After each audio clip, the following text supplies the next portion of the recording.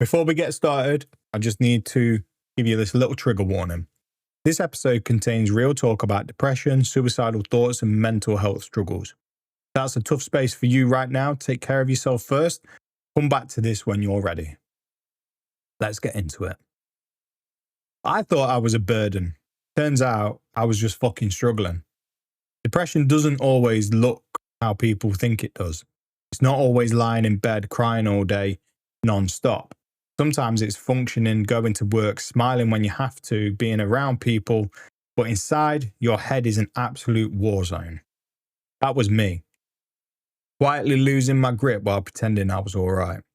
And the worst part, I genuinely believed everyone would be better off without me. Not for attention, not to be dramatic, just in a cold, logical way that made complete sense in my head at the time. I didn't tell anyone about the thoughts I was having, especially the darkest ones. The what if I just ended it thoughts. The ones that slowly turned into a plan. And I can't even explain how much that shook me, because once you've crossed that line in your own head, it's like, shit, this is real now. But even then I stayed quiet, because depression convinces you of one thing more than anything else. You're a burden. I felt like a shit dad. I wasn't present with my girls. My wife was carrying the house, the kids, everything, while I was just surviving the day. I was exhausted but couldn't sleep properly, falling asleep with the TV on every night just to drown out my own thoughts. And every single day I'd build the same case against myself. You're not pulling your weight. You're making their lives harder. They'd be better off without you like this. And the fucked up part? It felt true. But it wasn't. Not even close. Because while I thought I was dragging everyone down, they were the ones holding me together. My wife, she carried more than anyone should have to. Not because she had to, but because she loved me enough to not let me fall apart completely. She stayed up with me on the worst nights when I was crying, saying I didn't want to be here anymore. Just sat there with me, talking me through it, holding me together when I couldn't do it myself. That's not someone dealing with a burden. That's someone refusing to lose the person they love. And my mum and dad answering the phone at stupid hours while I'm in the middle of a panic attack. Coming over just to sit with me because I was scared of being alone with my own thoughts.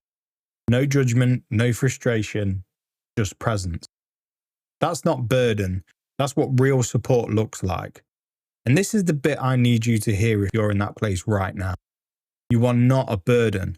You're not broken. You're not weak. You're just struggling. And struggling doesn't make you a problem, it makes you human. Depression is a liar, and a convincing one at that. It will take every insecurity, every mistake, every moment you're not at your best, and build a case that you don't deserve to be here. Do not believe it. Because the people who love you, they don't see you as a burden. They see you as someone worth fighting for, even when you can't see it yourself. Let them help you. Let them pick up the slack for a bit. Let them sit with you in the dark, because that's what they're there for.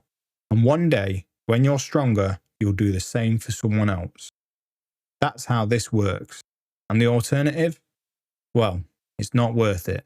Not even fucking close. Like Paddy Pimblett said, I'd rather have a mate cry on my shoulder than go to his funeral next week. That line stuck with me because it's true. People would rather hear your worst thoughts than lose you to them. If you're struggling right now, please do not do it alone. In the UK, you can contact Samaritans on 116 123, and this is free 24/7. You can also reach Shout by texting Shout to 85258 for a free confidential text conversation anytime. If you feel like you might act on these thoughts, call 999 or go to A&E immediately. There is always someone who will listen. Always. If this hit you, share it with someone who may need to hear it. And if you're in that dark place right now, message someone, call someone.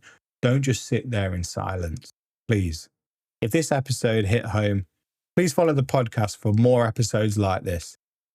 Stay safe, take care, and I'll see you in the next one.